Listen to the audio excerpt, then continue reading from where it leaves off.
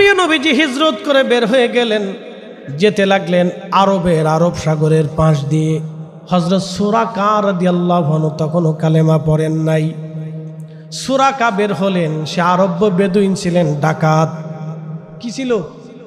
না আসতে কর না, জোরে বলেন, কি ছিল? ডাকাত ছিল, আরব্য বেদুইন ডাকাত ছিল সুরাকা। আর সে খুব পারদর্শী ছিল। সে এমন পারদর্শী ছিল, ওই রাস্তা দিয়ে 50 কিলোমিটার দূরেও যদি কোনো মানুষ যাইতো সে ঘ্রাণ পাইত, এরকম ডাকাত ছিল। এবং সে পায়ের চিহ্ন দেখে বলে দিতে পারতো যে কোন দেশের মানুষের পায়ের চিহ্ন।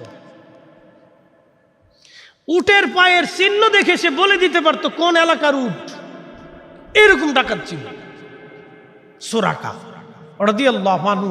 তখনও কালেমা পড়েন নাই। ঘোষণা শুনছি 100 উট পাওয়া যাবে। নিজের ঘোড়া নিয়ে বের হয়ে গেলেন, কারণ সবার চোখ ফাঁকি দিতে পারলো, তার চোখ ফাঁকি দেওয়া যাবে না। এরকম ডাকাত ছিল যে তার চোখ আর ফাঁকি দেওয়া সম্ভব না। এইরকম ডাকাত সুরাকা রাদিয়াল্লাহু আনহু, চোখ ফাঁকি দেওয়া যাবে না। ঠিক সে পায়ের চিহ্ন, উটের চিহ্ন ধরে ধরে চলে গেল। দেখলো আল্লাহর নবী সামনে দেখা যায়। সুরাকা ডাক দিল নবীর নাম ধরে, দাঁড়াও, আমি এসে গেছি। পালাতে পারবে না, কিন্তু না, তা হলো না। আল্লাহর পক্ষ থেকে ফয়সালা এসে গেল। সাথে সাথে সুরাকার ঘোড়ার পা বালির ভিতরে দেবে গেল, মাটির সাথে দেবে গেল, আর ঘোড়ার পা উপরে আর উঠে না। একবার জোরে বলা যাবে কি আল্লাহু আকবার? সুরাকা ভয় পেয়ে গেল, হাই হাই, জীবনে তেমন কোনোদিন হয়নি, আমার ঘোড়ার পা মাটির ভিতরে, কি হলো? ঠিক তখনই সুরাকা বুঝতে পারছে ডাকাত হলে কি, বুঝে পেরেছে, বুঝে এসে গেছে। ডাক দিল, ইয়া রাসূলুল্লাহ, আমার আর বোঝার বাকি নাই, আপনি আমার মাফ করে দেন, আমি আর আপনার দিকে আগাবো না, ফিরে চলে যাব, ক্ষমা করে দেন। আপনি দোয়া করেন আমার ঘোড়ার পা যেন মাটির ভিতর থেকে উঠে যায়। হযরত সুরাকা বলার পরে ঘোড়ার পা মাটির উপর থেকে উঠে গেল। নবীজি দোয়া করলেন, উঠে গেল। কিন্তু লোভ আর সামলাইতে পারলেন না, আবার রওনা করলেন। আবার আল্লাহ মাটির মধ্যে তার ঘোড়ার পা ধসিয়ে দিলেন। সুরাকা কাঁদে বলে, হুজুর মাফ করে দেন, এবার আর আমি যাব না। নবীজি বললেন, সুরাকা, তুমি যদি এবার তওবা করো তাহলে ছেড়ে দেওয়া হবে, যদি তওবা না করো তাহলে আমার রব তোমাকে সহ মাটির মধ্যে ধসিয়ে নিয়ে যাবে। হযরত সুরাকা ভয় পেয়ে গেলেন, হুজুর আমি আর আপনার দিকে আগাবো না। হযরত আবু বকর বললেন, সুরাকা রে, তাহলে শর্ত আছে, তুমি শুধু নিজে চলে যাবে না, আরবের কাফেরদেরকে তুমি সরাই নিয়ে চলে যাবে, আর বলবে আমি সুরাকা কাউকে দেখি নাই, তুমি তোমার আরবের মানুষদেরকে সরাই নিবা, সাবধান তারা যেন আমাদের পিছু না নেয়। যদি ওয়াদা করো তাহলে তোমাকে ছেড়ে দেওয়া হবে, আর যদি ওয়াদা না করো তোমাকে সব মাটির মধ্যে ধসে নিয়ে যাওয়া হবে। সুরাকা বললেন, হুজুর আমি বুঝতে পেরেছি আপনি নবী। একসাথে বলবেন আল্লাহু আকবার। আমার মেধা, ডাকাতলি কি মেধা আছে, চোরের কিন্তু ভালো মেধা। বলে কোন মেধা? চুরির মেধা।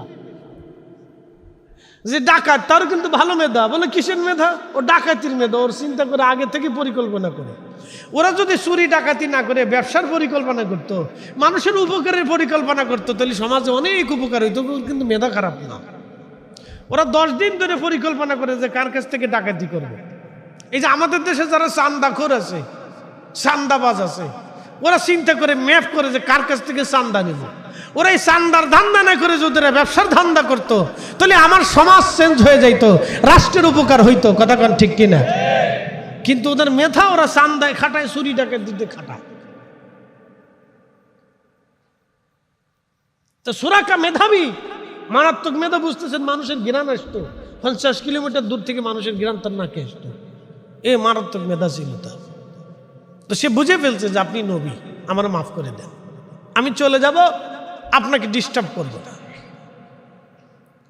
তখন সুরাকা বলল, ইয়া রাসূলুল্লাহ, আমি জানি নবীদের একটি ইতিহাস আছে। নবীরা তার নিজস্ব এলাকা থেকে বিতাড়িত হয়, আবার সে তার নিজের এলাকাতে ফিরে আসে, আল্লাহ তাকে বিজয় দেয়। আমি জানি আপনি আবার কাবাতে বিজয় আপনার আসবে। আল্লাহু আকবার। সুরাকা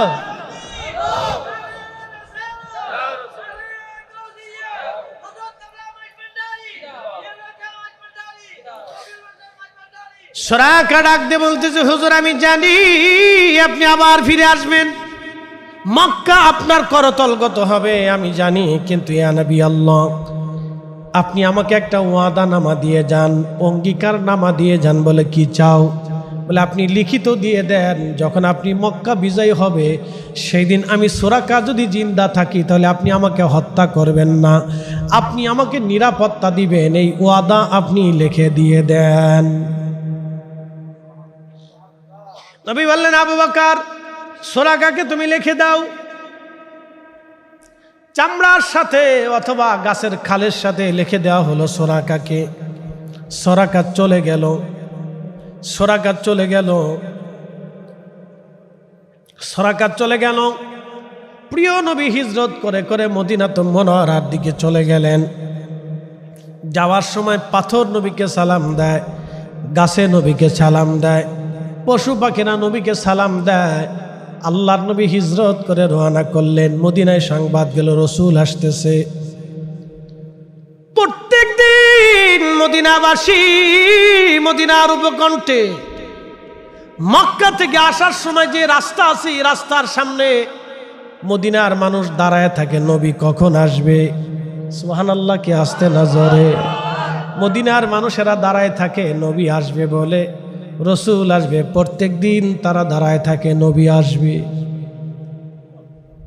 প্রত্যেক দিন তারা দাঁড়ায় রয়েছে নবী আসবে, প্রত্যেক দিন তারা দাঁড়ানো, রসুল আসবে নবী আসবে, নবী আসবে রসুল আসবে, তারা দাঁড়ানো। হায় হায় হায়, একদিন ঠিকই সত্যি ঘটনা ঘটে গেল। মদিনার বাচ্চারা দাঁড়ানো আছে, কেউ খেজুর গাছের মাথায় বসে আছে, কেউ ছাদের উপরে দাঁড়ায় রয়েছে, নবী আসবে এই রাস্তা দিয়ে। ঠিক দেখা গেল একজন ব্যক্তি উটের রশি ধরে টানে, আর একজন উটের পিঠের উপরে চড়া আছে, আসতেছে। তখন মদিনার বাচ্চারা হাতে খেজুর গাছের পাতা নিয়ে গাইতে লাগলো, তলা আল বাদুরু আলাইনা মিন সানিয়াতিল বেদা ওয়াজাবা শুকরু আলাইনা মাদালিল্লাহি দাম। এরা দেখো দেখো, তোলা আল বাদুরু আলাইনা, তোলা আল বাদুরু আলাইনা, তোলা আল বাদরু আলাইনা মিন সানিয়াতিল বেদা ওয়াজাবা শুকরু আলাইনা মাদালিল্লাহি দা। দেখো গো মানুষেরা, দেখো আমাদের মাঝে পূর্ণিমার চাঁদ উদয় হয়। আল্লাহু আকবার। কি চাঁদ? জোরে বলেন, কি চাঁদ? মদিনার বাচ্চারা গাইতে লাগলো, আনন্দ করতে লাগলো। সারা মদিনাতে আনন্দের রব পড়ে গেল, নবী আসতেছে, নবী আসতেছে। মদিনার মানুষ আনন্দে উল্লাসিত হয়ে গেল, রসুল আসতেছে, রসুল আসতেছে। সারা মদিনায় আনন্দের রব পড়ে গেল। তারা জশ্নের জুলুস শুরু করে দিল। সুবহানাল্লাহ বলবেন না? জশ্নে জুলুস, জোরে বলেন জশ্নে। প্রিয় উপস্থিতি, আপনারা তো জানেন, বহুবার এই ওয়াজ আপনারা শুনেছেন। আল্লাহর নবীর সাহাবী ছিলেন সিদ্দিক আকবর আবু বকর। প্রিয় নবী একদিন বলেন, আবু বকর প্রস্তুত থাকিও, একদিন হিজরত করা লাগতে পারে, আমাদের মক্কা ছেড়ে মদিনায় মনে হয় চলে যেতে হবে। আবু বকর তৈরি থেকো। ঘটনা বললেন নবীজি বহুদিন আগে, বহু মাস আগে। হযরত আবু বকর সিদ্দিক রাদিয়াল্লাহু আনহুকে যেই দিন বললেন, সেই দিন রাত্রিবেলা হযরত আবু বকর ঘরের দরজার সামনে হেলান দিয়ে দাঁড়ানো। এইভাবে সারা রাত কেটে গেল। স্ত্রী থেকে জুদা হয়ে গেলেন, সন্তান থেকে জুদা হয়ে গেলেন। সারাটা রাত দরওয়াজার সাথে হেলান দিয়ে হযরত আবু বকর রাদিয়াল্লাহু আনহু দাঁড়িয়ে থাকেন, কবে নবী আসবে, কবে রসুল আসবে, আর আমি নবীকে নিয়ে হিজরত করে রাতের আধারে চলে যাব। এই যে একটা বিষয়কে আপনি কতটুকু গুরুত্বের সাথে দেখেন, আপনি একটু হিসাব করেন। নবী আসবে, আমাকে বলেছে আসবে, তো বলছে তো আসবে, তো আসবে ঠিক। আল্লাহু আকবার। এটা ইয়াকিন, এটার নাম কি? ইয়াকিন, বিশ্বাস। সাহাবীরা রাসূলকে এমন ভাবে বিশ্বাস করতেন যে তাম সৃষ্টি এক পাশে, নবী আর এক পাশে। তো আপনি যদি ওইভাবে বিশ্বাস করতে নাই পারেন, তা আপনি কি মুসলমান? আফসোস হলো, আমাদের দুঃখ সেখানে রাসূলের ইলম নিয়ে প্রশ্ন তোলে আমাদের মতোই আলেম। কি কথা ঠিক আছে না? রাসূলের জিন্দেগি নিয়ে প্রশ্ন তোলে আমাদের মতোই আলেম। নবী কখন থেকে নবী ছিলেন প্রশ্ন তোলে আমাদের মতোই আলেম। রাসূল মরার পরে কিছু নাই প্রশ্ন তুলে আমাদের মতোই আলেম। রাসূলের আব্বা আম্মা কাফির প্রশ্ন তুলে আমাদের মতোই আলেম। কথা কান ঠিক কিনা? কি আশ্চর্য, কি আশ্চর্য জমানার ভিতরে আমরা পড়ছি। আপনি একটু চিন্তা করেন তো, ভাবলে অনেক কিছু। দুনিয়ার এক পাশে ছিল সাহাবীদের, আর নবী ছিলেন আর এক পাশে। নবীজি বললেন আবু বকর হিজরত করা লাগবে, প্রস্তুত থাকি। আবু বকর রেডি হয়ে গেলেন। নবীজি বলেছেন অবশ্যই আসবে। চিন্তা করেন, শুধু আসবে বলেই শেষ করে দেন নাই, ঘরের দরজার সাথে হেলান দিয়ে সারা রাত দাঁড়িয়ে থাকেন। স্ত্রী থেকে জুদা হলেন, কলিজার টুকরা সন্তানদের থেকে জুদা হয়ে গেলেন। তখন আম্মাজান আয়েশা রাদিয়াল্লাহু আনহা হয়তো একেবারে শিশু ছিলেন, অথবা তখনও দুনিয়াতে আসেন নাই। না, আম্মাজান আয়েশা তখন ছোট। আম্মাজান আয়েশা তখন ছোট। খুব মনোযোগের সাথে শুনবেন, মনোযোগের সাথে শুনবেন। ছোট্ট বাচ্চাকেও হযরতে আবু বকর সময় দিলেন না, বিবিকে সময় দিলেন না, নিজের জীবনের তোয়াক্কা করলেন না, ঘুমের চিন্তা করলেন না, জীবনের সুখের নিদ্রা শেষ করে দিলেন। নবী আসবে, হযরত আবু বকর রাদিয়াল্লাহু আনহু সুখের শয্যা ছেড়ে দিলেন। খুব মনোযোগ দিবেন। সুখের নিদ্রা হযরত আবু বকর ছেড়ে দিলেন। মানুষের জীবনে রাত যখন যত গভীর হয় তত দুর্বলতা আসে, তত দুর্বল হয়, ঘুমের তন্দ্রা আসে, ঘুমাইতে যেতে মন চায়। যত প্রিয়জন হোক না কেন, মা পর্যন্ত সন্তান রেখে দিয়ে ঘুমিয়ে পড়ে যায়, সন্তান মাকে রেখে ঘুমায়, স্ত্রী স্বামী রেখে ঘুমায়, স্বামী স্ত্রী রেখে ঘুমিয়ে পড়ে। কিন্তু আবু বকর আমার নবীর আশায় আশায় দাঁড়ায়া থাকে।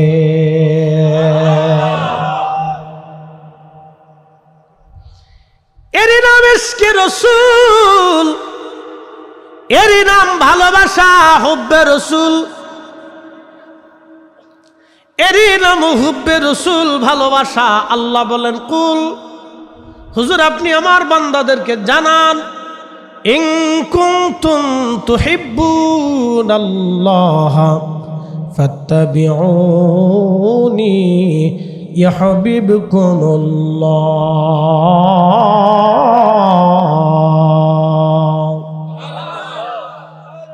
হুজুর আপনি উম্মতকে জানিয়ে দেন, কেউ যদি আমাকে ভালোবাসতেই চায়, কেউ যদি আমি আল্লাহকে ভালোবাসতে চাই, নবীজি কেউ যদি আমাকে ভালোবাসতে চায়, আপনি উম্মতকে জানিয়ে দেন ফাত্তাবিউনি, সে যেন আপনি নবীকে তার কলিজাটা দিয়ে দেয়, তার জিন্দিগিটা দিয়ে দেয়, তার মাল দিয়ে দেয়, তার সন্তান সন্ততি যেন দিয়ে দেয়, তার আখেরাত যেন দিয়ে দেয়, পরকাল যেন দিয়ে দেয়, তার ঈমান যেন দিয়ে দেয়, তার বিশ্বাস যেন দিয়ে দেয়, তার মন ভালোবাসা, দিল, তার মগজ, চিন্তা চেতনা আপনি নবীকে যেন দিয়ে দেয়, আপনি রাসূলকে যেন তার জীবনের সব দিয়ে দেয়,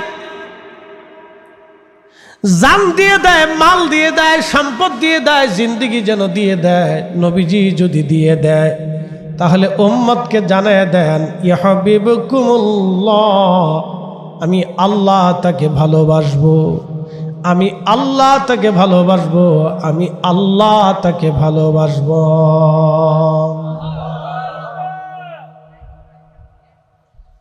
কি চমৎকার আল্লাহর আইন, কোরআনের আইন, কি চমৎকার আইন।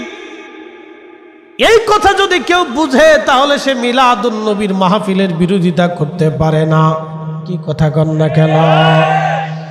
এই শব্দটুকুন যদি বুঝে ফাত্তাবিউনি, সে যেন তার জীবনের সব দিয়ে দেয়।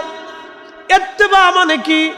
আপনার চোখ নবীর জন্য হবে, আপনার জবান নবীর জন্য হবে, আপনার পোশাক নবীর জন্য হবে, আপনার খাওয়া দাওয়া নবীর জন্য হবে, আপনার ব্যবসা নবীর জন্য হবে, আপনার জিন্দেগি নবীর জন্য হবে, আপনার মরণ রসুলের জন্য হবে, আপনার আখিরাত নবীর জন্য হবে, আপনার বিশ্বাসটাও নবীর জন্য হবে, আপনার ইয়াকিনও নবীর জন্য হবে, আপনার দৌলত নবীর জন্য হবে, আপনার জীবন নবীর জন্য হবে, আপনার সব কিছুই রসুলের জন্য হবে। হুজুর, এই কথা যদি কেউ বিশ্বাস করে তাহলে আমার নবীর এই মহাব্বতের মাহফিল, ঈদে মিলাদুন নবীর মাহফিল কেউ বিরোধিতা করতে পারে না এবং বেদাত বলে ফতোয়া দিয়ে উম্মতকে জুদা করতে পারে না। এই মাহফিল থেকে উম্মতকে সরাইতে পারে না। কথা বলেন ঠিক না বেঠে? যদি কেউ বুঝে, হৃদয়ের গভীর থেকে যদি বুঝে যে আমার জিন্দেগি, জান, মাল, সম্পদ, হায়াত, মৃত্যু, আমার যা আছে, জান, মাল, আমার ইত্তেবা, অনুসরণ, জিন্দেগি সব রসুলের জন্য। হাজরাতে সিদ্দিক একবার আবু বকর দাঁড়িয়ে আছেন, হিজরত করা লাগবে। আবু বকর রেডি থেকে প্রস্তুত থাকিও। দরজার সাথে এলান দিয়ে আবু বকর দাঁড়ানো। কখন নবী আসবে? নবী আসবে এটা সত্য, কিন্তু কখন আসবে আবু বকর জানে না। প্রথম সপ্তাহ চলে গেল, প্রথম মাস চলে গেল, দ্বিতীয় মাস চলে গেল, তৃতীয় মাস চলে গেল, চতুর্থ মাস চলে গেল, পঞ্চম মাস চলে গেল, ষষ্ঠ মাস চলে গেল। কি ভাবতেছেন আপনি? মাসের পর মাস চলে গেল, দরজার সাথে আবু বকর সিদ্দিক দাঁড়ায়া থাকে। এটার নাম ভালোবাসা। দুনিয়ার কোনো ব্যক্তির জন্য দাঁড়ায় নাই, স্ত্রীর জন্য দাঁড়ায় নাই, সন্তানের জন্য দাঁড়ায় নাই, এমন একজনের জন্য দাঁড়াইছেন যিনি দুজাহানের সর্দার, যিনি সাইয়্যিদুল কাওনাইন ওয়াস সাকালাইন, তিনি রহমাতুল লিল আলামিন, তিনি হাবিবুল্লাহ, তিনি সাহেবে কোরআন, তিনি সাহেবে শরীয়ত, তিনি সাহেবে জান্নাত, তিনি সাহেবে মাহশর, তিনি সাহেবে হাউজে কাউসার, তিনি মাকামে মাহমুদ ওয়ালা। একবার জোরে বলা যাবে কি মারহাবা? এ নবীর উম্মত, পটিয়ার মুসলমান, খুব মনোযোগ দিবেন, কথাগুলি শুনে যাবেন। আজ আল্লাহু আকবার। হযরত ওমর, হযরত আবু বকরের ভালোবাসা দেখেন। রাতের পর রাত আমার রসুলের জন্য দাঁড়িয়ে আছেন, নবী আসবে এটা সত্য। হঠাৎ একদিন আল্লাহর নবী, রহমতের নবীজির পক্ষে আল্লাহর পক্ষ থেকে ফরমান আসলো, হুজুর আজকে বের হয়ে যান, আজকে বের হয়ে যান, বের হয়ে যান। নবীজি হযরত আলীকে ডাক দিলেন, আলী রে, তুমি আমার চাদর গায়ে দিয়ে আমার বিছনার উপরে শুয়ে থাকবা। আমি আজকে হিজরত করে মদিনায় চলে যাব আলী, তুমি পরে আসবা। তবে আমার কিছু আমানত আরবের মক্কার মানুষেরা পাবে, অমুক অমুক আমানত অমুক অমুক জায়গা অমুক জনে পাবে। আলী, এইগুলি বুঝাই দিয়া তুমিও মদিনায় চলে আসবা, মদিনায় তোমার সাথে আমার সাক্ষাৎ হবে। কি বুঝলেন? আর একজন সাহাবীর ইশক আপনি দেখেন। হযরত আলী যখন কালেমা পড়লেন তখন বয়স ছিল 10। জন্ম নিয়েছিলেন হারাম শরীফের ভিতরে, কাবা শরীফের ভিতরে হযরত আলী জন্মগ্রহণ করেছিলেন। বয়স ছিল তখন, কালেমা যখন পড়লেন বয়স ছিল 10। আল্লাহর নবীজি নামাজে দাঁড়াইতেন, আম্মাজান খাদিজা নামাজে দাঁড়াইতেন, হযরত আলী তার পিছনে নামাজে দাঁড়াইতেন। বয়স ছিল 10, মুসল্লি মাত্র 3 জন, আমার নবীজি, আম্মাজান খাদিজা এবং হযরত আলী। একসাথে বলবেন আল্লাহু আকবার। মুসল্লি কয়জন? 3 জন। এই দুনিয়াতে আল্লাহকে সেজদা দেওয়ার তখন ছিল মাত্র 3 জন। একসাথে বলবেন আল্লাহু আকবার। না, জোরে জোরে জোরে জোরে জোরে। তার ভিতরে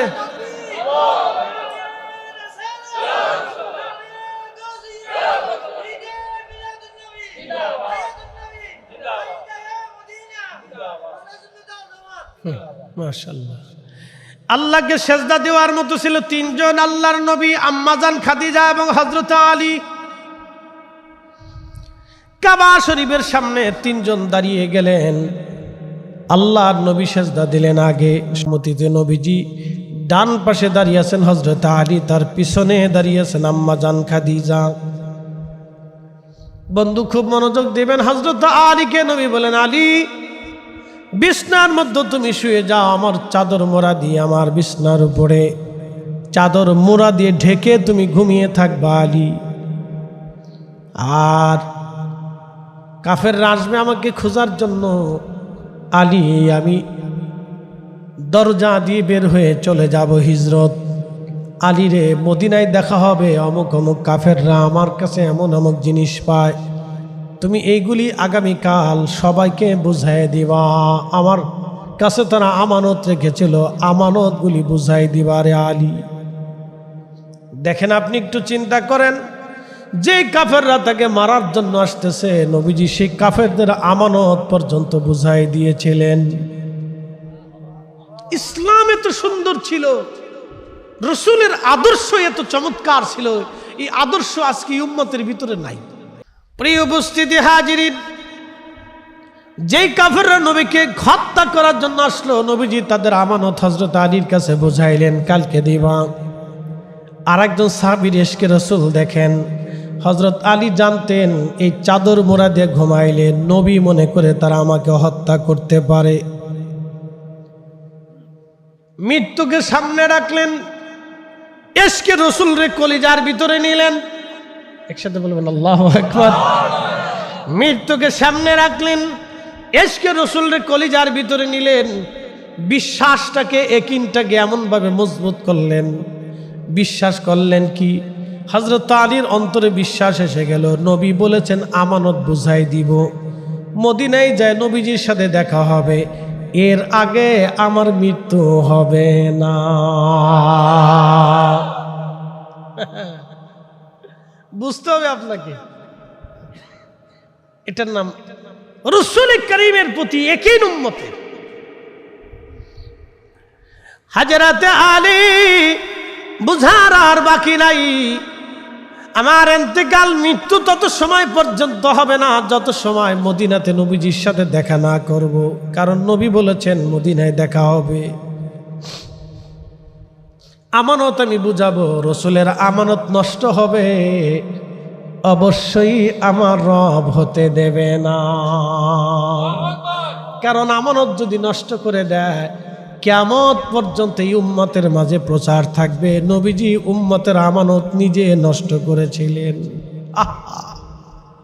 এটা আল্লাহ হতে দেবে না। হযরত আলীর একিন বড় মজবুত। শুয়ে পড়লেন চাদর মোড়া দিয়ে, নবীজি বের হয়ে গেলেন। কাফেররা চারপাশে ঘিরে ধরে দাঁড়ানো, বের হওয়ার সাথে আমরা আক্রমণ করব, কিন্তু ভিন্ন রকম হয়ে গেল। একটু ধুলো নিয়ে নবীজি কোরআনের আয়াত পরে ছেড়ে দিলেন, প্রত্যেকের চোখে মুখে লেগে চোখ মুখ তাদের অন্ধকার হয়ে গেল। নবীজি কাফেরদের সামনে দিয়ে চলে গেলেন, কাফেররা দেখতে পেল না। হাঁটতে হাঁটতে চলে গেলেন। ঠিক এই দিকে হযরতে নবীজি বের হয়ে যাওয়ার পরে আল্লাহর নবীজির ঘরের ভিতরে কাফেররা ঢুকলো। ব্যাপার কি? ঢুকার পরে দেখে চাদর উল্টাইয়া হযরত আলী শুয়ে আছে। আল্লাহর নবী চলে গেলেন। চলে যাওয়ার পরে আবু বকরের ঘরের দরজার সামনে নবীজি টুকা দিলেন, ছোট্ট করে ডাক দিলেন আবু বকর। জোরে ডাক দেন নাই, একটা ডাক দিলেন আবু বকর, সাথে সাথে দরজা খুলে গেল। আস্তে হয়ে গেল না? জোরে বলেন। সাথে সাথে দরওয়াজা খুলে গেল। দরওয়াজা যখন খুলে গেল, আহা নবীজি ডাক দিলেন আবু বকর, তুমি কি ঘুমাও নাই? বলে হুজুর যেই দিন আপনি বলেছিলেন হিজরত করা লাগবে, সেই দিন রজনী থেকে আমি সারা রাত আপনার জন্য দরজার সাথে হেলান দিয়ে দাঁড়ায় থাকি। আমার নবী আসবে, হুজুর আমি দাঁড়ায় থাকি জন্য আপনি এসে ডাকাডাকি করবেন, আর আওয়াজ হবে, কাফেররা টের পেলে আপনাকে কষ্ট দিবে, আমি আবু বকরের সামনে আপনাকে ব্যথা দিবে। ইয়া রাসূলুল্লাহ, আমার জীবন থাকতে এটা হতে পারে না। নবীজি ওই দিন রাত্র থেকে আমি আবু বকর ঘুমাই নাই। আপনি নবীজির আশায় আমি দাঁড়ায় থাকি, আমি ঘরের দরজার সাথে হেলান দিয়ে দাঁড়ায় থাকি। চিৎকার মেরে জোরে বলেন না ইয়া রাসূলুল্লাহ। প্রেম যদি শিখবি রে মন, প্রেম যদি বুঝবি রে মন, ওরে সব সেরে চল মদিনায়। আমার প্রেমের রসুল যেই দেশে ঘুমায়, আমার দয়াল নবী যেই দেশে ঘুমায়। দেখলে ছবি পাগল হবি, কাঁদবি বসে নিরালায়। আমার দয়াল নবী যেই দেশে ঘুমায়, প্রেম যদি শিখবি রে মন, প্রেম যদি করবি রে মন, ওরে সব সেরে চল মদিনায়। আমার প্রেমের রসুল যেই দেশে ঘুমায়, আমার দয়াল নবী যেই দেশে ঘুমায়। আল্লাহুম্মা সাল্লি আলা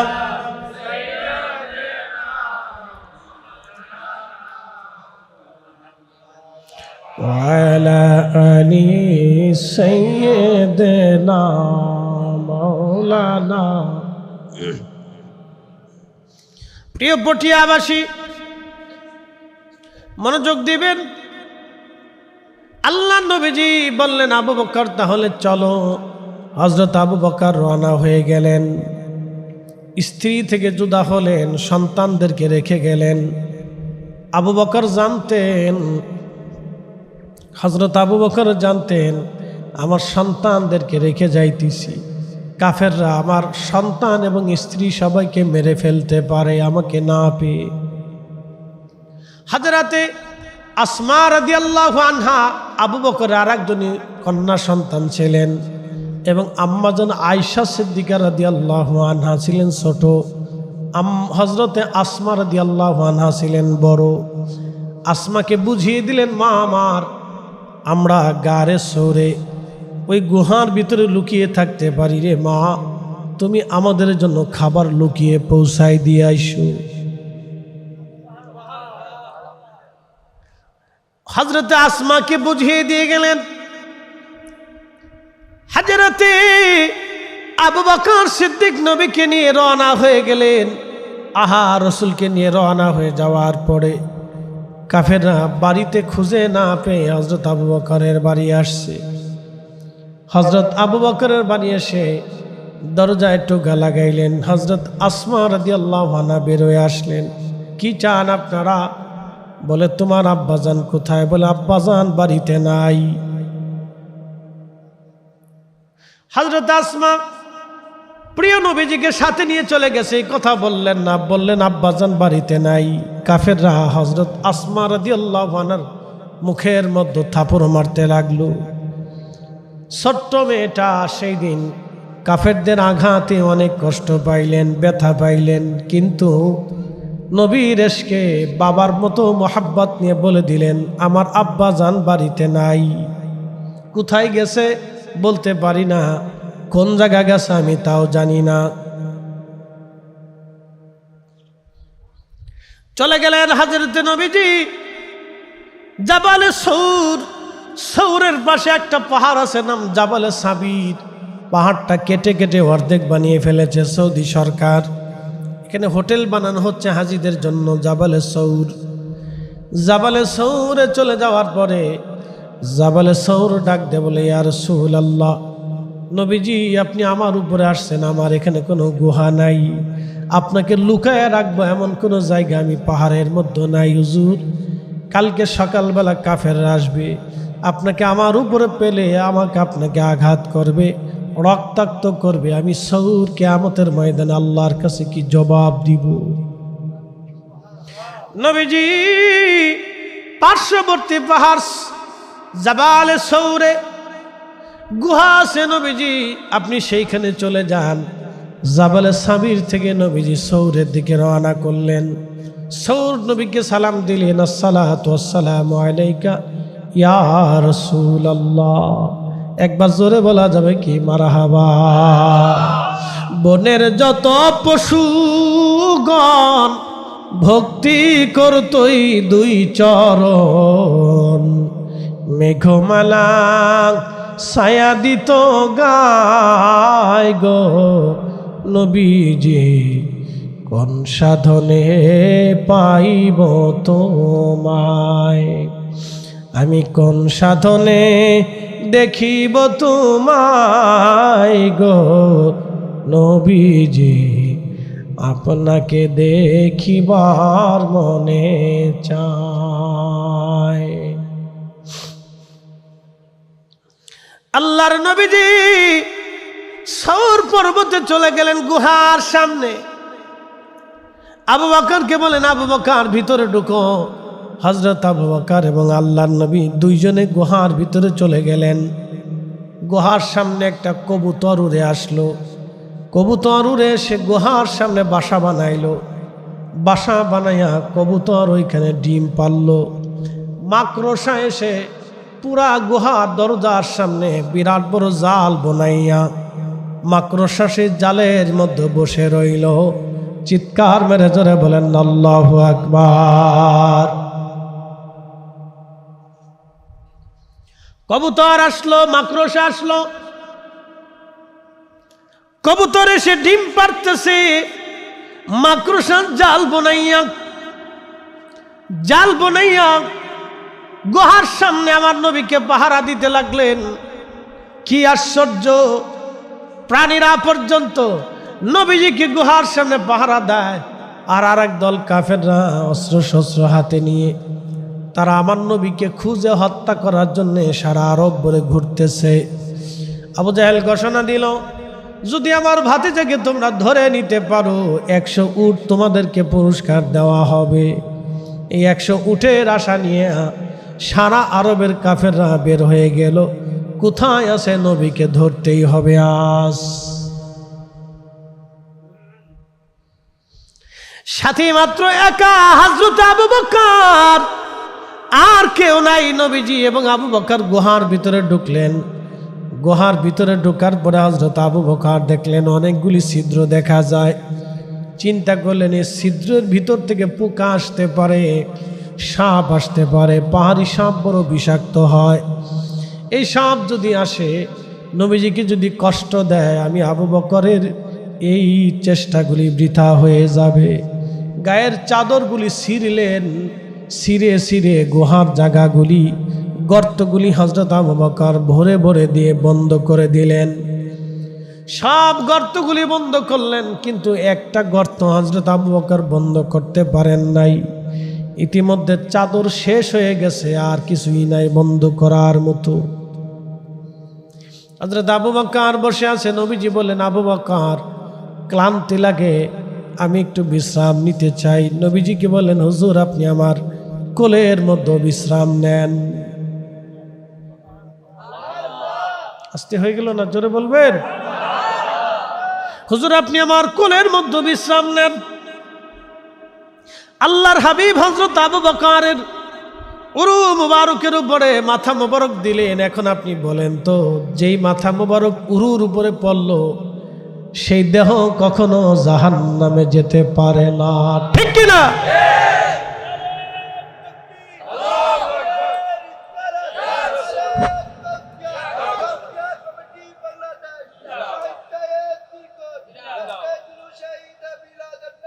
খুব মনোযোগ দিবেন হাজিরিন। খুব মনোযোগ দিবেন বাবাজি। হযরত আবু বকর সিদ্দিক ওই গর্তের উপরে পা রেখে দিয়ে গর্তটা বন্ধ করে দিলেন। প্রিয় নবীজি বিশ্রামে ঘুমন্ত। হযরত আবু বকর গর্তের উপরে যখন পা রেখে দিয়েছে, গর্তের ভিতরে ছিল একটা সাপ। বারবার এই সাপটা বের হয়ে আসতে চায়, কোনো গর্ত খুঁজে না পেয়ে হযরত আবু বকর রাদিয়াল্লাহু আনহু এই জায়গাটা নরম পেয়ে তিনি সাপ কামড় মারতেছে বারবার। কামড়ের আঘাতে হযরত আবু বকর রাদিয়াল্লাহু আনহু বিষের যন্ত্রণায় শরীর সবুজ হয়ে আসতেছিল, কষ্ট হতেছিল, কিন্তু তারপরও সে আমার নবীকে ডাকে নাই,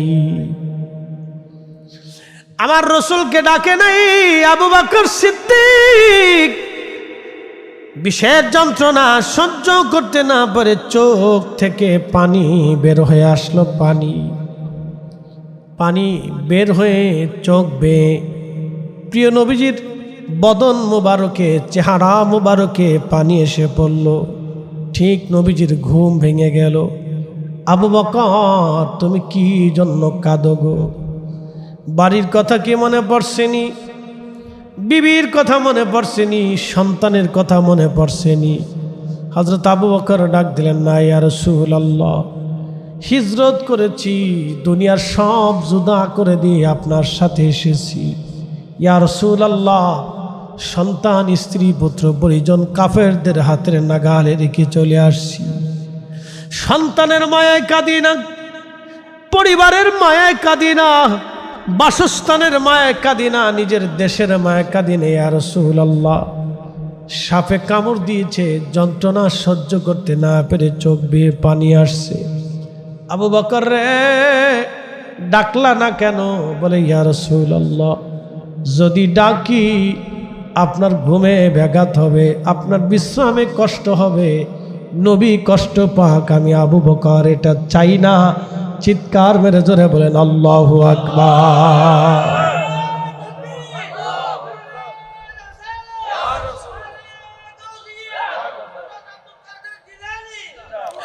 এটার নাম হচ্ছে ভালোবাসা। ভালোবাসা দলিল দিয়ে হয় না, ইশকে রাসূল দলিল দিয়ে হয় না, ইশকে রাসূল দলিল দিয়ে হয় না, দলিল দিয়ে ইশকে রাসূল হয় না। কথা বলেন ঠিক কি না? ইশকে রাসূল দলিল দিয়ে হয় না।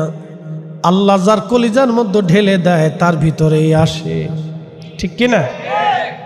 সবাই আশিকে রাসূল হয় না, সবাই সাহাবী হয় নাই।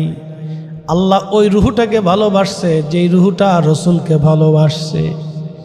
আল্লাহ ওই জীবনকে ভালোবাসছে যে জীবন নবীকে ভালোবাসছে। আল্লাহ ওই মানুষকে ভালোবাসছে যে মানুষ নবীকে ভালোবাসছে। আল্লাহ ওই প্রাণীকে ভালোবাসছে যে প্রাণী নবীকে ভালোবাসছে। হিসাব বরাবর একেবারে সহজ, আমাদের বুঝার অনেক কিছু আছে, কিন্তু বর্তমান জেনারেশন এটা বুঝতে চায় না। তারা চায় বাস্তব।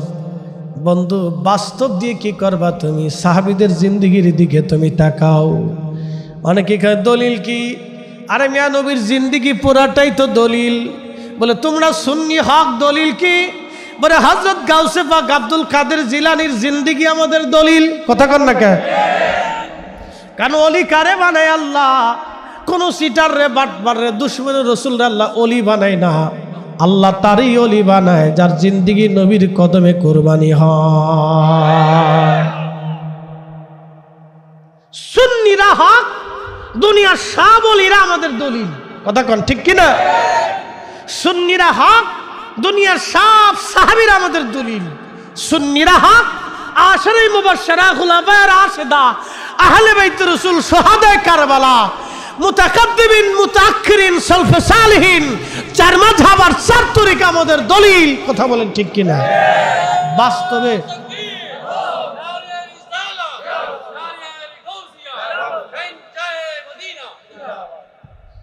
মাকালের ফল দেখতে ভালো, উপরে লাল নীল ভিতরে কালো। মাকালের ফল চিনেন? আপনাদের চট্টগ্রামে উপরে সুন্দর দেখা যায়, ভিতরে ময়লা কালো। এটা কি বলে? এই ফলের নাম কি? মাকাল ফল।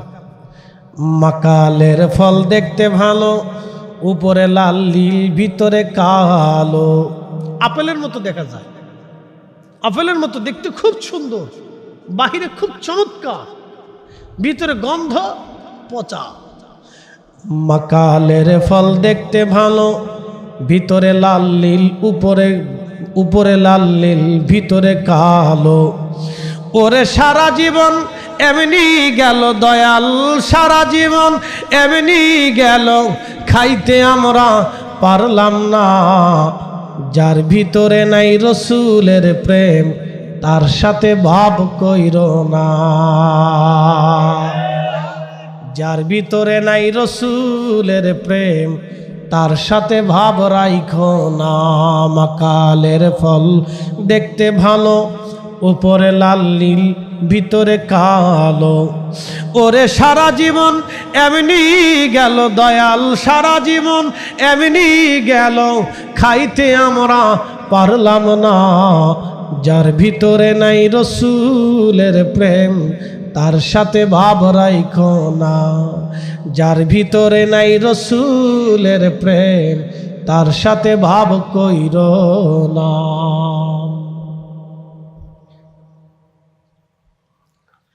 হযরত আবু বকর দেখে বলেন, হুজুর আপনি কষ্ট পান, আমি আবু বকর চাই না, ঘুমে ব্যাঘাত হবে এই জন্য ডাকি নাই। নবীজি বলেন, আবু বকর কোন জায়গা কামড় দিয়েছে বলো। হযরত আবু বকর দেখাইলেন আল্লাহর নবীজির পবিত্র লালা মুবারক, থুতু মুবারক নিয়ে ওই আবু বকরের ক্ষত স্থানে সাপের দংশন কামড়ের জায়গায় নবীজি লাগিয়ে দিলেন। লাগাইতে দেরি হয়, লাগাইতে দেরি হয়, হযরত আবু বকর ভালো হতে দেরি হয় নাই। আল্লাহু আকবার, সালাতুন ইয়া রাসূলুল্লাহ আলাইকুম, সালাতুন ইয়া রাসূলুল্লাহ আলাইকুম। খবর লও ইয়া রাসূলুল্লাহ, খবর লও मेरे मौला मेरे आका, खबर लो सलातुन या रसूलल्लाह अलैकुम। अल्लाहुम्मा सल्ले अला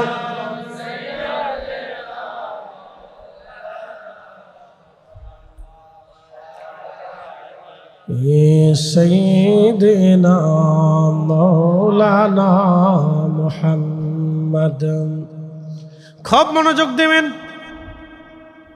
প্রিয় নবীজি গুহার ভিতরে, কাফেররা চলতে চলতে চলতে চলতে জাবালে সৌরে সে গুহার সামনে চলে গেল।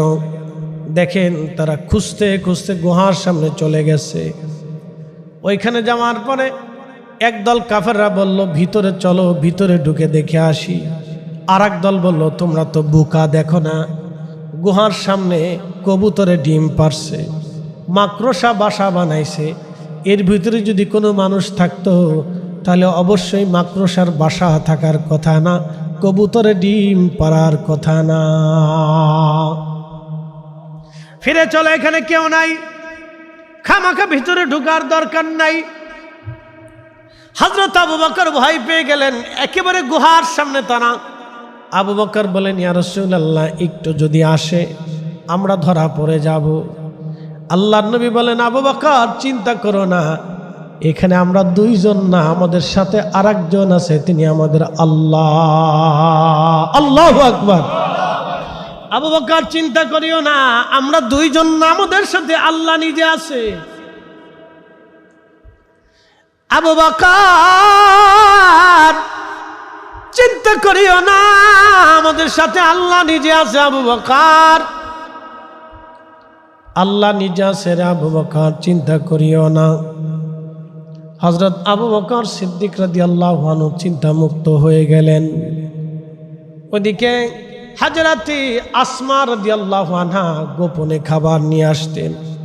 একটু চিন্তা করেন তো, সেই মক্কাতুল মুকাররমা থেকে জাবালে সৌরে গোপনে গোপনে খাবার আনা কাফেরদের চোখ ফাঁকি দিয়ে কতটা দুঃসাধ্য ছিল। সেই দিন হযরত আসমা রাদিয়াল্লাহু আনহা গোপনে খাবার নিয়ে আসতেন নবীজির কাছে, বাবার কাছে তিনি খাবার পৌঁছাইতেন। 3 দিন পর্যন্ত নবীজি ওই গুহার মধ্যে রইলেন। মনোযোগ দিয়ে কথাগুলি শুনে যাবেন।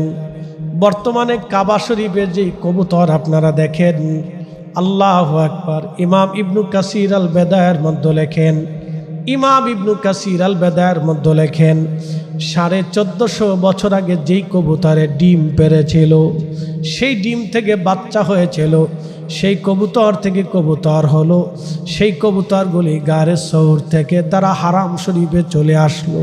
কিয়ামত পর্যন্ত এই কবুতরের বংশধর হারামে তারা থাকবে। একজন হাজি একটা কবুতর ধরবে না, মারবে না, শোবে না, খাবে না, নিবে না, আনবে না। এমনকি এই শত শত বছর ধরে রাজা বাদশারা চলে গেল, আমির ওমরারা চলে গেল, কোনো রাজা বাদশা কোনো দিন কবুতর ধরে নাই, কবুতর তারাই নাই, কবুতর মারে নাই। তারা হারামের চারপাশে পায়খানা করে, বাথরুম করে, খায় দেয়, ঘুরে বেড়ায়, উড়ে বেড়ায়। হারামের কোনায় কোনায়, জায়গায় জায়গায় তারা থাকে, ঘরে বাড়িতে যেখানে সেখানে তারা থাকে।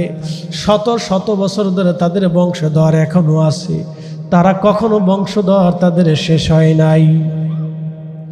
ওই কবুতর সেই কবুতর যে কবুতর গানে সৌরে নবীকে পাহারা দিয়েছিল।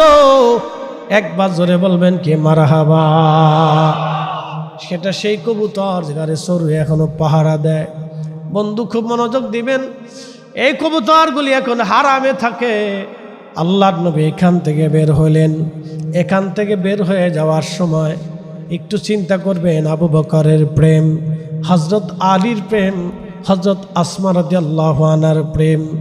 আহা, তারা এইভাবে রসুলকে পাহারা দিয়েছেন, ভালোবাসছেন। এই জন্য ভালোবাসার কোনো দলিল হয় না। যাকে আল্লাহ পছন্দ করে তার কলিজার ভিতরে আল্লাহ ভালোবাসা দিয়ে দেয়। ইশকে রসুল সবার নসিবে হয় না, দরবারে মোস্তফার গোলামি সবার দ্বারা হয় না। আল্লাহ যারে কবুল করে তারে দিয়ে দরবারে মোস্তফার গোলামি করায়, ঠিক কিনা? ও আসমান ওয়ালার কাছে আরশে মুআল্লাতে মঞ্জুরিয়ত হতে হয়। অনেক মেধা থাকলেই হয় না, অনেক মেধা থাকলে হয় না বাপ, অনেক মেধা থাকলে হয় না। কারণ আবুল হাকাম ছিলেন আবু জেহেল, অনেক বড় মেধাওয়ালা ছিল, কিন্তু রসুল পায়নি। হযরত বেলাল পেয়ে গেছে, কথা ঠিক কিনা? একটা কৃতদাস পেয়ে গেছে, কৃতদাস। অনেক সম্পদ হইলে রসুল পাওয়া যায় না। ওয়াসাল কারণী সম্পদহীন ছিলেন, আগামীর খাবার কি থাকবে তিনি জানতেন না। খেজুরের বিচি টুকাইয়া বাজারে বিক্রি করে একটা দুইটা খেজুর এনে সারাদিন 2 দিন 3 দিন পর একটা খেজুর খেয়ে পানি খেয়ে বেঁচে থাকতেন। একটা ঝুপড়ির ভিতরে এক পোশাকে সারা জিন্দিগি পার করেছেন, জায়গায় জায়গায় তালি দেওয়া, সেরা দেওয়া, কাপড় জোড়ায় জোড়ায় দেওয়া। ওয়াসাল কারণীকে দেখলে মানুষ বলতো পাগল। সমাজ থেকে বিচ্যুত ছিল, সমাজ তাকে মানত না, রাষ্ট্র তাকে পছন্দ করত না, সমাজ বলতো সে পাগল। ইয়ামানবাসীরা তাকে পাগল হিসেবে চিনত। কিন্তু তার সম্মানের প্রশংসা আল্লাহর নবী নিজে করে গেছে। কারণ কি? কলিজার ভিতর থেকে দরবারে মোস্তফার দিকে তিনি নিজের দিলকে রুজু রাখতেন। কথা বলেন না সুবহানাল্লাহ, জোরে বলেন। নিজের দিলকে দরবারে মোস্তফার দিকে কি করতেন? রুজু রাখতেন, রুজু রুজু। অথচ জীবনেও কোনোদিন শরীয়তে আল্লাহ রসুলের সাথে সাক্ষাৎ হয়নি। শরীয়তে ওয়াসাল কারণীর সাথে আল্লাহর নবীর কখনো সাক্ষাৎ হয় নাই। একবার গিয়েছিলেন মদিনাতে, নবীজি তাবুকের জিহাদে চলে গিয়েছিলেন। জীবনে নবীজির দর্শে বসে একটা হাদিস কোনোদিন শোনেন নাই। কিন্তু আল্লাহ রসুল সহিহ মুসলিমের কিতাবু ফাযাইলু আসহাবিন নবী বাবু ফাদাইল ওয়াসাল কারণীর ভিতরে তিনি লিখে গেছেন, আল্লাহর নবী বলেছেন, ওমর, যদি তুমি কখনো আমার ওয়াইস আল কারণীর সাথে আমার সাক্ষাৎ হয়, তোমার সাক্ষাৎ হয়, তো তোমার মাগফিরাতের জন্য আমার ওয়াইসের কাছ থেকে দোয়া চেয়ে নিও। কে আসতে হলে গেল না? জোরে বলবেন না। কাকে বললেন? হযরত ওমরকে বললেন, খোলাফায়ে রাশেদের একজনকে বললেন। তাকে বলেছিলেন তোমার মাগফিরাতের জন্য দোয়া চাইনো, আর যদি কোনোদিন তার সাথে সাক্ষাৎ হয় ওমর রে, শুধু তোমার নিজের জন্য দোয়া চাইও না, আমার ওয়াইসকে বইলো আমি রসুলের পক্ষ থেকে তার জন্য বার্তা হচ্ছে, আমি নবী বলেছি তাকে বইলো আমার এই গুনাহগার উম্মতের জন্য যেন আমার ওয়াইস দোয়া করে, কারণ আল্লাহর সাথে আমার কথা হয়েছে, আল্লাহ জানিয়ে দিয়েছে আমার ওয়াইস দোয়া করতে দেরি হবে তো আসমান থেকে কবুল হতে দেরি হবে না। জোরে জোরে জোরে জোরে।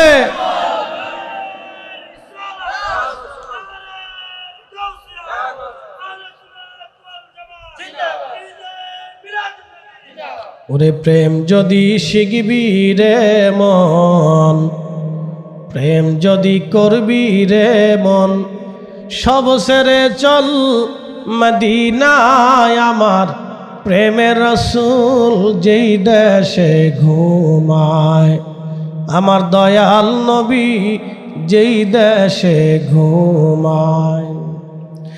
দেখলে ছবি পাগল হবি তোরা, কাঁদবি বসে নিরালায়, আমার দয়াল নবী যেই দেশে ঘুমায়। পাগল রাখ নিচ্ছি, ধর তোর হাত দিয়ে নিয়ে যা। পপকর্নের দাম কত? যা 200 টাকা। ও নাকে দাও, ও যে নাকে দাও।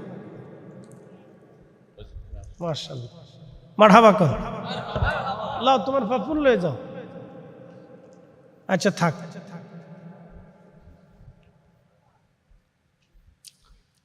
প্রিয় উপস্থিতি হাজিরিন মনোযোগ দিবেন, সময় সংক্ষিপ্ত, কথা অনেক লম্বা। প্রিয় নবীজি হিজরত করে বের হয়ে গেলেন, যেতে লাগলেন আরব সাগরের পাশ দিয়ে, আরব সাগরের পাশ দিয়ে যেতে লাগলেন। সুরাইয়া রাদিয়াল্লাহু তাআলা আনহু তখনও কালেমা পড়েন নাই। হযরত সুরাইয়া, দুঃখিত, সুরাকা রাদিয়াল্লাহু আনহু, হযরত সুরাকা রাদিয়াল্লাহু আনহু তখনও কালেমা পড়েন নাই। সুরাকা বের হলেন, সে আরব্য বেদুইন ছিলেন, ডাকাত। কি ছিল? না আসতে কর না, জোরে বলেন, কি ছিল? ডাকাত। ডাকাত ছিল, আরব্য বেদুইন ডাকাত ছিল সুরাকা। আর সে খুব পারদর্শী ছিল, সে এমন পারদর্শী ছিল ওই রাস্তা দিয়ে 50 কিলোমিটার দূরেও যদি কোনো মানুষ যাইতো সে ঘ্রাণ পাইত, এরকম ডাকাত ছিল। আমাদের দেশে বলে আগে এরকম কিছু চোর ছিল, ঘরের মধ্যে বলে টাকা থাকলে চোরের নাকে বলে ঘ্রাণ যাইত। কি চোরের চোর তে চিন্তা করুন, আন্তর্জাতিক খ্যাতি সম্পন্ন চোর, চোরের ঘরের চোর। এইরকম ডাকাত ছিল সুরাকা। 50 মাইল দূর থেকে মানুষের ঘেরান তার নাকে আসতো, এবং সে পায়ের চিহ্ন দেখে বলে দিতে পারতো যে কোন দেশের মানুষের পায়ের চিহ্ন। উটের পায়ের চিহ্ন দেখে সে বলে দিতে পারতো কোন এলাকার উট। এরকম ডাকাত ছিল সুরাকা রাদিয়াল্লাহু আনহু। তখনও কালেমা পড়েন নাই। ঘোষণা শুনছি 100 উট পাওয়া যাবে। নিজের ঘোড়া নিয়ে বের হয়ে গেলেন, কারণ সবার চোখ ফাঁকি দিতে পারলো, তার চোখ ফাঁকি দেওয়া যাবে না। এরকম ডাকাত ছিল যে তার চোখ আর ফাঁকি দেওয়া সম্ভব না। এইরকম ডাকাত সুরাকা রাদিয়াল্লাহু আনহু, চোখ ফাঁকি দেওয়া যাবে না। ঠিক সে পায়ের চিহ্ন, উটের চিহ্ন ধরে ধরে চলে গেল। দেখলো আল্লাহর নবী সামনে দেখা যায়। সুরাকা ডাক দিল নবীর নাম ধরে, দাঁড়াও আমি এসে গেছি। পালাতে পারবে না, কিন্তু না, তা হলো না। আল্লাহর পক্ষ থেকে ফয়সালা এসে গেল।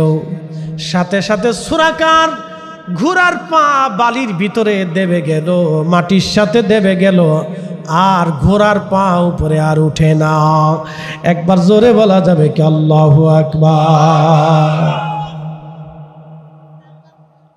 সুরাকা ভয় পেয়ে গেল, হাই হাই, জীবনে তেমন কোনোদিন হয়নি, আমার ঘোড়ার পা মাটির ভিতরে। কি হলো? ঠিক তখনই সুরাকা বুঝতে পারছে ডাকাত হলে কি বুঝে পেরেছে, বুঝে এসে গেছে। ডাক দিল, ইয়া রাসূলুল্লাহ, আমার আর বোঝার বাকি নাই, আপনি আমার মাফ করে দেন, আমি আর আপনার দিকে আগাবো না, ফিরে চলে যাব, ক্ষমা করে দেন। আপনি দোয়া করেন আমার ঘোড়ার পা যেন মাটির ভিতর থেকে উঠে যায়। হযরত সুরাকা বলার পরে ঘোড়ার পা মাটির উপর থেকে উঠে গেল। নবীজি দোয়া করলেন, উঠে গেল, কিন্তু লোভ আর সামলাইতে পারলেন না, আবার রওনা করলেন। আবার আল্লাহ মাটির মধ্যে তার ঘোড়ার পা ধসিয়ে দিলেন। সুরাকা কাঁদে বলে, হুজুর মাফ করে দেন, এবার আর আমি যাব না। নবীজি বললেন, সুরাকা তুমি যদি এবার তওবা করো তাহলে ছেড়ে দেওয়া হবে, যদি তওবা না করো তাহলে আমার রব তোমাকে সহ মাটির মধ্যে ধসিয়ে নিয়ে যাবে। হযরত সুরাকা ভয় পেয়ে গেলেন, হুজুর আমি আর আপনার দিকে আগাবো না। হযরত আবু বকর বললেন, সুরাকা রে তাহলে শর্ত আছে, তুমি শুধু নিজে চলে যাবে না, আরবের কাফেরদেরকে তুমি সরাই নিয়ে চলে যাবে আর বলবে আমি সুরাকা কাউকে দেখি নাই, তুমি তোমার আরবের মানুষদেরকে সরাই নিবা, সাবধান তারা যেন আমাদের পিছু না নেয়। যদি ওয়াদা করো তাহলে তোমাকে ছেড়ে দেওয়া হবে, আর যদি ওয়াদা না করো তোমাকে সব মাটির মধ্যে ধসে নিয়ে যাওয়া হবে। সুরাকা বললেন, হুজুর আমি বুঝতে পেরেছি আপনি নবী। একসাথে বলবেন আল্লাহু আকবার। আমার মেধা ডাকাতলি কি মেধা আছে, চোরের কিন্তু ভালো মেধা। বলে কোন মেধা? চুরির মেধা। যে ডাকাত তারও কিন্তু ভালো মেধা। বলে কিসের মেধা? ও ডাকাতির মেধা, ওর চিন্তা করে আগে থেকে পরিকল্পনা করে। ওরা যদি চুরি ডাকাতি না করে ব্যবসার পরিকল্পনা করতো, মানুষের উপকারের পরিকল্পনা করতো, তাহলে সমাজে অনেক উপকার হইতো, কিন্তু মেধা খারাপ না। ওরা 10 দিন ধরে পরিকল্পনা করে যে কার কাছ থেকে ডাকাতি করবে। এই যে আমাদের দেশে যারা চান্দাখোর আছে, চান্দাবাজ আছে, ওরা চিন্তা করে ম্যাপ করে যে কার কাছ থেকে চান্দা নেব। ওরা এই চান্দার ধান্দা না করে যদি ব্যবসার ধান্দা করতো তাহলে আমার সমাজ চেঞ্জ হয়ে যাইতো, রাষ্ট্রের উপকার হইতো। কথা কোন ঠিক কিনা? কিন্তু ওদের মেধা ওরা চান্দায় খাটায়, চুরি ডাকাত দিতে খাটায়। তো সুরাকা মেধাবী, মারাত্মক মেধা। বুঝতেছেন, মানুষের ঘৃণা আসতো 50 কিলোমিটার দূর থেকে, মানুষের ঘৃণা তার নাকে আসতো। এ মারাত্মক মেধা ছিল তার। তো সে বুঝে ফেলছে যে আপনি নবী, আমার মাফ করে দেন, আমি চলে যাব, আপনাকে ডিস্টার্ব করব না। তখন সুরাকা বলল, ইয়া রাসূলুল্লাহ আমি জানি নবীদের একটি ইতিহাস আছে, নবীরা তার নিজস্ব এলাকা থেকে বিতাড়িত হয়, আবার সে তার নিজের এলাকাতে ফিরে আসে, আল্লাহ তাকে বিজয় দেয়। আমি জানি আপনি আবার কাবাতে বিজয় আপনার আসবে। আল্লাহু আকবার। সুরাকা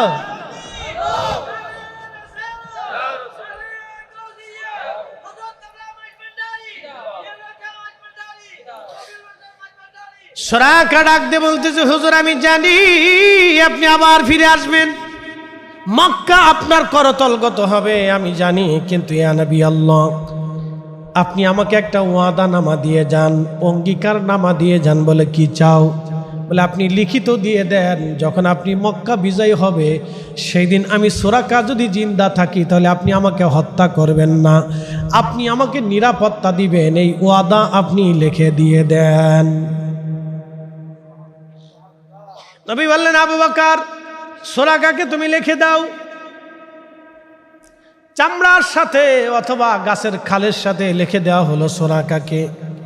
সুরাকা চলে গেল, সুরাকা চলে গেল, সুরাকা চলে গেল। প্রিয় নবী হিজরত করে করে মদিনাতুল মুনাওয়ারার দিকে চলে গেলেন। যাওয়ার সময় পাথর নবীকে সালাম দেয়, গাছে নবীকে সালাম দেয়, পশু পাখিরা নবীকে সালাম দেয়। আল্লাহর নবী হিজরত করে রওনা করলেন। মদিনায় সংবাদ গেল রসুল আসতেছে।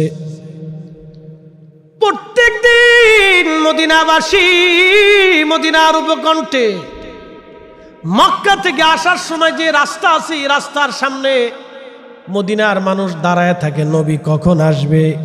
সুবহানাল্লাহ, কে আসতে না জোরে। মদিনার মানুষেরা দাঁড়ায় থাকে নবী আসবে বলে, রসুল আসবে। প্রত্যেক দিন তারা দাঁড়ায় থাকে নবী আসবে, প্রত্যেক দিন তারা দাঁড়ায় রয়েছে নবী আসবে, প্রত্যেক দিন তারা দাঁড়ানো, রসুল আসবে, নবী আসবে, নবী আসবে, রসুল আসবে, তারা দাঁড়ানো। হায় হায় হায়, একদিন ঠিকই সত্যি ঘটনা ঘটে গেল। মদিনার বাচ্চারা দাঁড়ানো আছে, কেউ খেজুর গাছের মাথায় বসে আছে, কেউ ছাদের উপরে দাঁড়ায় রয়েছে। নবী আসবে এই রাস্তা দিয়ে। ঠিক দেখা গেল, হা একজন ব্যক্তি উটের রশি ধরে টানে, আর একজন উটের পিঠের উপরে চড়া আছে, আসতেছে। তখন মদিনার বাচ্চারা হাতে খেজুর গাছের পাতা নিয়ে গাইতে লাগলো, তলা আল বাদুরু আলাইনা মিন সানিয়াতিল বেদা ওয়াজাবা শুকরু আলাইনা মাদা লিল্লাহি দাম। এরা দেখো দেখো, তোলা আল বাদুরু আলাইনা, তোলা আল বাদুরু আলাইনা, তোলা আল বাদরু আলাইনা মিন সানিয়াতিল বেদা ওয়াজাবা শুকরু আলাইনা মাদা লিল্লাহি দা। দেখো গো মানুষেরা, দেখো আমাদের মাঝে পূর্ণিমার চাঁদ উদয় হয়। আল্লাহু আকবার। কি চাঁদ? জোরে বলেন, কি চাঁদ? মদিনার বাচ্চারা গাইতে লাগলো, আনন্দ করতে লাগলো। সারা মদিনাতে আনন্দের রব পড়ে গেল। নবী আসতেছে, নবী আসতেছে। মদিনার মানুষ আনন্দে উল্লাসিত হয়ে গেল। রসুল আসতেছে, রসুল আসতেছে। সারা মদিনায় আনন্দের রব পড়ে গেল। তারা জশ্নের জুলুস শুরু করে দিল। সুবহানাল্লাহ বলবেন না? জশ্নে জুলুস, জোরে বলেন, জশ্নে জশ্নে আনন্দ। সালামুন ইয়া হাবিবাল্লাহ আলাইকুম। কাসুয়া উট ছেড়ে দেওয়া হলো। কাসুয়া ছেড়ে দেওয়ার পরে জিব্রাইল আমিন আসছে। আল্লাহ বলেন, জিব্রাইল যাও, আমার নবীর কাসুয়ার কান ধরে নিয়ে চলে যাও সেইখানে যেখানে 1000 বছর আগে তুব্বা বাদশা আমার নবীর জন্য বাড়ি বানাইছিল। সেই বাড়িটা যার জন্য রাখা হয়েছে তিনি হযরতে মেজবানে রাসূল আইয়ুব আনসারী রাদিয়াল্লাহু তাআলা আনহু। এশকে রাসূল 1000 বছর আগে ইয়ামান দেশের বাদশা তুব্বা বাদশা আমার নবীর জন্য বাড়ি বানায় রেখে গিয়েছিলেন। 1000 বছর আগে তুব্বা বাদশা নবীজির জন্য বাড়ি বানাইছিলেন। সেই বাড়ি বংশক্রমে আস্তে আস্তে আস্তে আস্তে হযরত আইয়ুব আনসারী রাদিয়াল্লাহু আনহুর ভাগ্যে এসে পড়লেন। নবীজির কাসুয়া উট ওই বাড়ির সামনে যেয়ে বসে গেল। আল্লাহর হাবিবও গেলেন। সাহাবীরা, রে মদিনাবাসী মন খারাপ করিও না, আহা এখানে আমার জন্য আল্লাহ জায়গা বরাদ্দ করেছে। আল্লাহর নবী গেলেন। প্রিয় নবীজি ওই বাড়িতে প্রবেশ করলেন। হযরত আইয়ুব আনসারী রাদিয়াল্লাহু আনহু খুশি। তিনি এবং তিনার স্ত্রী দুইজন নবীজিকে বাড়ির জন্য বরাদ্দ করলেন। আল্লাহর নবী বললেন, আইয়ুব আনসারী আমি নিচে থাকতে চাই, তোমরা উপরে থাকো। দ্বিতল বিশিষ্ট বাড়ি ছিল। হযরত আইয়ুব আনসারী রাদিয়াল্লাহু আনহু উপরে চলে গেলেন। নবীজি বললেন, আইয়ুব আনসারী তোমরা উপরে যাও, আমি নিচে থাকি, কারণ বহু মানুষ আমার কাছে আসবে, নিচে থাকলে আমার উপকার হবে, সহজ হবে। তাজিম দেখেন সাহাবী। হযরত আইয়ুব আনসারী রাদিয়াল্লাহু আনহু উপরে চলে গেলেন, স্বামী আর স্ত্রী দুইজন। উপরে যাওয়ার পরে চিন্তা এসে গেল ভিন্ন রকম, হাই হাই আমার নবী নিচে, আমরা উপরে। একসাথে কোন আল্লাহু আকবার। অথচ আগে কোনোদিন রসুলের দর্শে বসে নাই, কোরআনও শিখে নাই, হাদিসও শিখে নাই, মাসালাও জানে নাই। এই জন্য তাজিমে রসুল, এশকে রসুল দলিল দিয়ে হয় না। আল্লাহ যাকে পছন্দ করে তার কলিজার ভিতরে আল্লাহ ঢেলে দেয়। কথা বলেন ঠিক কিনা? হযরত আইয়ুব আনসারী রাদিয়াল্লাহু আনহু উপরে, স্ত্রী উপরে। স্বামীর স্ত্রী দুইজন কান্না শুরু করলেন। আইয়ুব আনসারী বলল, বিবি কি হলে এটা? রসুল নিচে থাকবে আর আমরা উপরে থাকবো, এটা কেমন করে হয়? না না না, এটা কখনো হতে পারে না, আদবের খেলাফ রে বিবি, সর্বনাশ, নবী নিচে আর আমরা উপরে, এটা হয় না। হযরত আইয়ুব আনসারী ঘরের কোণার মধ্যে তিনি চলে গেলেন, দোতলার কোণায় চলে গেলেন, জড়সড় হয়ে কোণায় বসে আছেন। কারণ এখন নবীজি নিচে বিশ্রাম, যদি ডাকি নবীর কষ্ট হবে। কোণার এক কোণায় সারা রাত স্বামী আর স্ত্রী তারা ঘুমান নাই। না হাসতে হয়ে গেছে, জোরে বলেন, জোরে জোরে। সারা রাত ঘুমান নাই। আর আপনি তাজিমে রসুলের বলে মাসলা খুঁজতেছেন, দলিল তালাশ করে যে কোন দলিল আছে। দলিল তো সাহাবীদের সারা জিন্দেগির দলিল।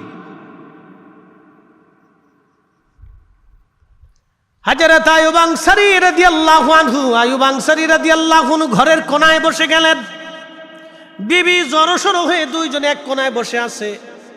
সারা রাত তিনারা ঘুমান নাই, ওইভাবে জড়স হয়ে বসে আছে। সকালবেলা তিনারা নেমে নবীজির সামনে যা বলেন, ইয়া রাসূলুল্লাহ, আপনি নিচে থাকবেন না, আপনি উপরে থাকবেন, আমরা নিচে থাকবো। বলে, কেন আইয়ুব আনসারী?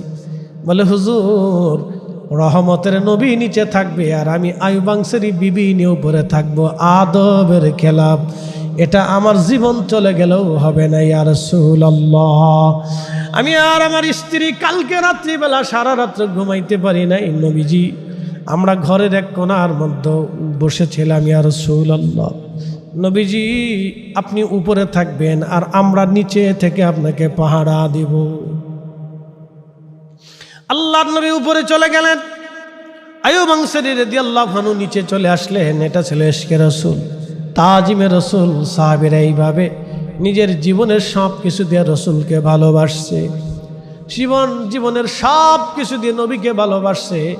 মদিনার মানুষ সব দিয়ে নবীকে ভালোবাসছে। এই জন্য মদিনা ভিন্ন রকম, সাহাবীরা ভিন্ন রকম। আল্লাহ আমাদের বোঝার তৌফিক দিক। সকলে আওয়াজ তুলে বলেন আমিন।